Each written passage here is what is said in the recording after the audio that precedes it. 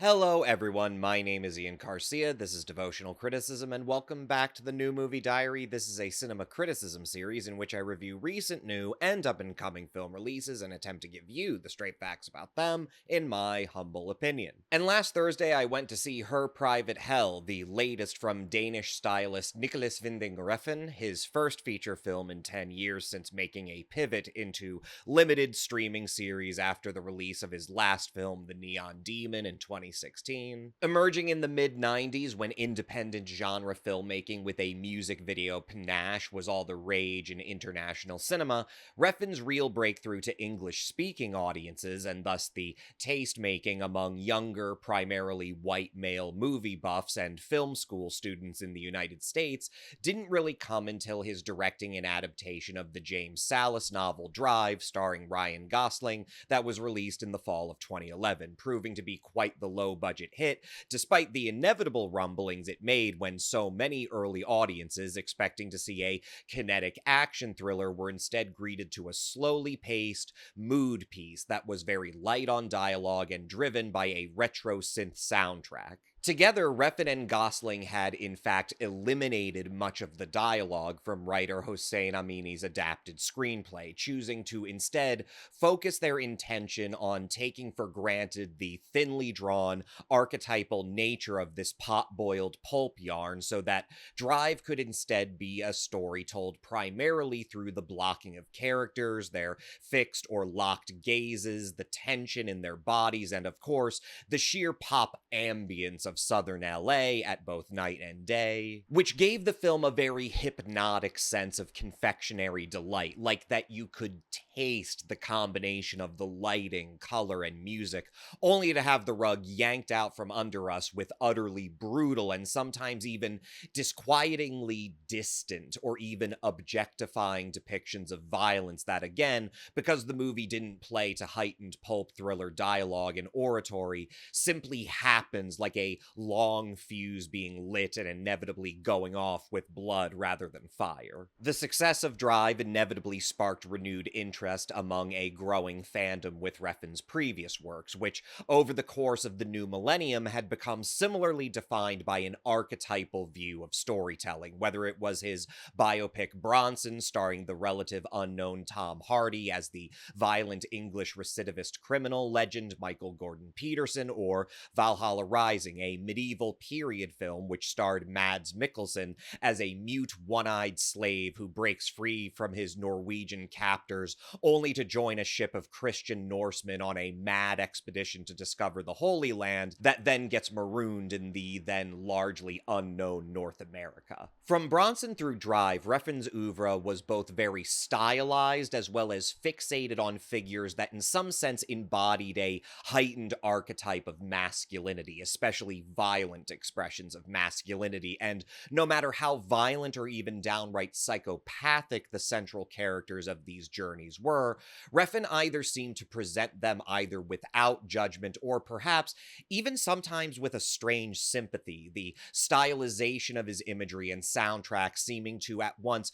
be the most appropriate formal complement to these characters, seemingly informed more by their explosive potential as bodies or just animals rather than three-dimensional people with souls. But then on the other hand, that same emphasis on formal presentation perhaps bringing into a just as appropriate and rare clarity how much of ideas of masculinity are not just aberrational, but rather foundational to how we construct and reinforce it in its most toxic ways. And in that continuum, Drive was certainly Refn's most mythopoetic film. Unlike in the novel, Gosling's driver is a force of nature. You can't really rationalize the potential that he was made into who he is as you could with Hardy and Mikkelsen's characters in their respective projects with Refn. He is fully the man with no name, the Western anti-hero and outlaw, reimagined, the myth, and the formal presentation of that myth being paramount above everything, including even basic dramatic interest. Refn clearly does not care about the crime story part of Drive. Again,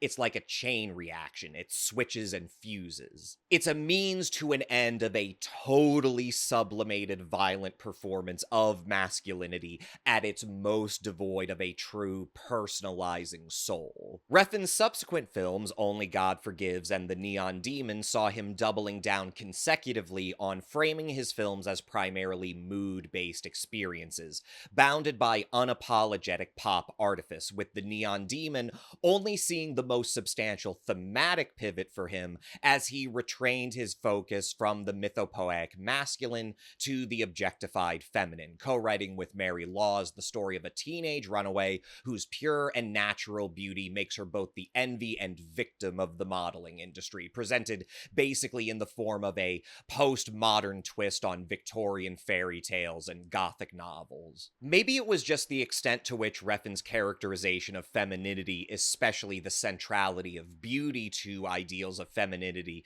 was just as distilled to its essence as the violent potential of ideal masculinity in his previous works. But while the thin writing and leaden dialogue had always been a critique of Refn's films post-Drive, The Neon Demon may have certainly featured its share of heightened aestheticized violence, but there was no mistaking that the same director who had managed to refine his filmmaking so much around incorporating men as distillations of masculinity, as much practical sculptures for the shot, just as much of a part of the purely aesthetic beauty of the symbolic image as the architecture or color or lighting. The inclination of Refn's image work was always towards an active potential, the explosion of that masculine archetype that we're just waiting on bated breath for. No matter how poised they are in the shot, the men in Refn's previous films were always moving or about to move somewhere. Whereas when it came to his first chance to make a movie not just about women characters,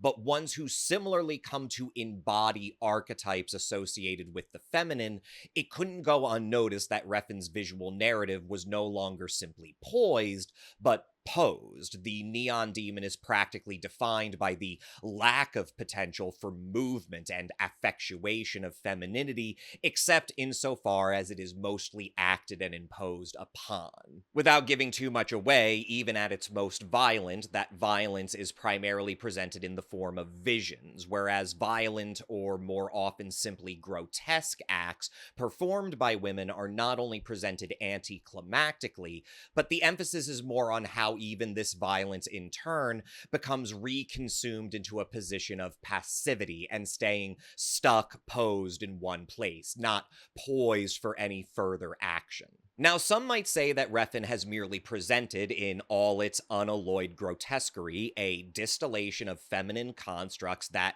is as accurate as his caricature of violence and masculinity, and I would argue that that's still f***ing boring. What the Neon Demon amounts to is a lot of not even that particularly beguiling pop imagery of posed women yammering in affectless Refn dialogue, and there's a reason that Refn's breakthrough was a movie he not only didn't write, but where he specifically cut out a lot of dialogue from another writer's work. So here we find ourselves 10 years down the line to Her Private Hell, Refn once again mounting a woman, or rather femininity-centered pop art film, doubling down even more on the removal from any social reality beyond distilled artifice, set in a sci-fi post-apocalyptic world, a nameless high-rise city shrouded in a mysterious plague-like mist. Her Private Hell stars rising scream queen Sophie Thatcher as Elle, a famous young actress who returns home in preparation for a movie shoot where she will star alongside her longtime friend turned buddy turned ex Dominique Havana Roselou, as well as the new coming hunter Christine Froseth, who is forced to share their hotel suite after the airline loses her luggage. Elle has been estranged from both her family as well as Dominique for quite some time because, get this, Dominique is now Elle's stepmother, having married her father named, get this, Johnny Thunders. He's played by Dougray Scott as an unapologetic, black leather-loving pervert who also has a clearly really emotionally incestuous relationship with his daughter. There's also kind of this S&M boogeyman in the story, the so-called leather man, as transparently fond of leather as Elle's absurdly outdated rockabilly father, who goes around through the mist murdering women in explosive fashion, clearly patterned on giallo movies. So yeah, the duality of the estranged or absent parent, the monster from the mist of this urban forest, the calculating stepmother. So yeah, we're back in twisted fairy tale land with Refn, and if what you didn't like about Neon Demon was that it just kind of seemed like a slog of pretty-ish shots of posed women yammering about nonsense, I can safely say that if you weren't fond of that, you'll be asking if the title of this movie was originally supposed to be My Private Hell, cause with some detours into signature Refn aestheticized violence aside, that's mostly what her private hell is, an even more distilled and laborious slog of pretty-ish shots of posed women yammering, which gets all the harder to bear with Charity when even Refn's increasingly refined stylization seems to be succumbing to downright technical laziness. There's some decidedly sloppy compositing work later on in the film when it comes to exterior shots of his set dressing cast against a mood-colored nighttime backdrop. The airbrushing around the actor's hair was just terrible, like direct-to-video rushed airbrushing job terrible. But her private hell is never more revelatory of Refn's present inadequacies as a self-appointed pop art extraordinaire than when it chooses to follow Elle's psychological descent through a vision quest. She discovers a leather jacket not unlike her father's, containing a standard issue lighter belonging to a Private K. When Elle goes to sleep, she begins having dreams from the perspective of this Private K, a U.S. Army officer played by Charles Melton in a seemingly timeless echo of post-war occupied Japan, whose own increasingly supernatural and violent quest to kill the Leatherman for the disappearance of his own daughter becomes a parallel narrative to her private hell, and inevitably the only actually interesting parts of the picture. Okay, that's an overstatement. There is a really slick sequence Refn pulls off the one time we get to see an in-universe movie within a movie, the movie that Elle, Dominique, and Hunter are all starring in, the adaptation of a Barbarella-style comic book. It's here Refn demonstrates some incredible stuff to rival even the most striking sequences of his past films. This little pocket space opera is so good at pulling you in. It achieves such a striking feeling of accuracy, especially to the Japanese tokusatsu TV that it's primarily drawing upon for inspiration,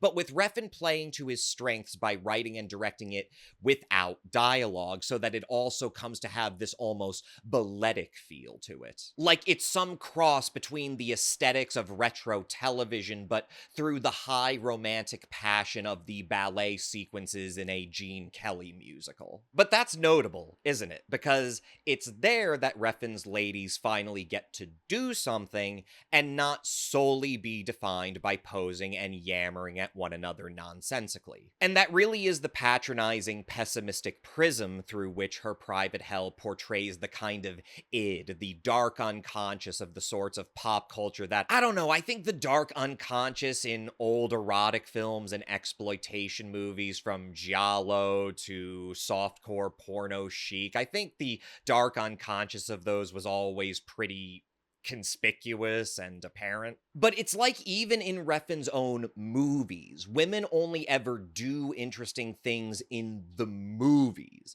There has to be a movie within a movie for women to even get to do anything interesting in his movies. Meanwhile, Charles Melton, of course, pulls off the most compelling performance in the movie because he's the only guy who consistently gets to do anything, and for how thinly drawn and archetypal of masculinity as his own story is, gets to do so from a foundation of credible motivation that Refn apparently doesn't think is necessary for his troupe of bisexual, grown-up daddy's little girls. Merely the fact that Refn chooses to juxtapose those framework narratives so obviously through the prism of the archetypal masculine and feminine, he can't help betray the rather implicit, patronizing unseriousness and lack of gravity he brings to the feminine at all. Refn's imagination doesn't even seem to be able to conceive that there might actually be archetypes of the feminine, that the feminine isn't necessarily only made object. But in order to do that, Nicholas Winding Refn would probably need to watch more movies written and directed by women, and while I bet he thinks he's seen a lot, he probably hasn't seen a lot that weren't the sorts of previously obscure, but now too often imitated trash and exploitation curios that pepper so much of his increasingly refined stylization. Like, he's using everything from Dario Argento's Inferno to Valerian Borovchik's The Beast as a cheat code to pre-storyboard his own films, which are increasingly starting to look like AI blender slop recreations of themselves. Now, there will be some that will say that Refn was always a prankster of sorts. He never really took himself so seriously. Her private hell is clearly supposed to be tongue-in-cheek. To which I say that I think some people will just say something is tongue-in-cheek when what they mean is that it's trying to be funny, but it isn't, because you can still not take yourself seriously while also being up your own ass. And let's face it, Refn has no more crawled up his own ass than when he does this sacrosanct performance of the white male auteur to do a tortured visual allegory of the feminine and how it's groomed and preyed upon at every turn, but where all the archetypes of the feminine are still devoted daughters who can't tear away from their daddies, or fickle and cynical bisexuals, or fame-hungry sluts, and all posed primarily for destruction until the final cathartic, final girl moment where we turn the ideological safety valve and pretend we didn't mostly watch this for the abjection of women rather than a story of a woman. Refn's mind palace is starved of imagination when it comes to women actually doing anything, and the gilded cage of his own stylization doesn't do much to modify that formulaic misogyny that I think he might even be knowingly playing into after The Neon Demon was fairly critiqued by a polarized critical audience as basically just a slog of pretty-ish images of posed women yammering and not doing anything interesting like men always got to do in his past movies. Luckily, we live in a world where, while being still hegemonically oppressed, women are more and more often making movies, and some of them manage to weave some pretty pot-boiled genre tales of their own with high degrees of stylization and fancy, but that still have women doing things and playing roles that actually help to define, reveal, and in some cases reclaim archetypes of femininity as women participate in their construction, not just pessimistically acquiescing to the idea that femininity itself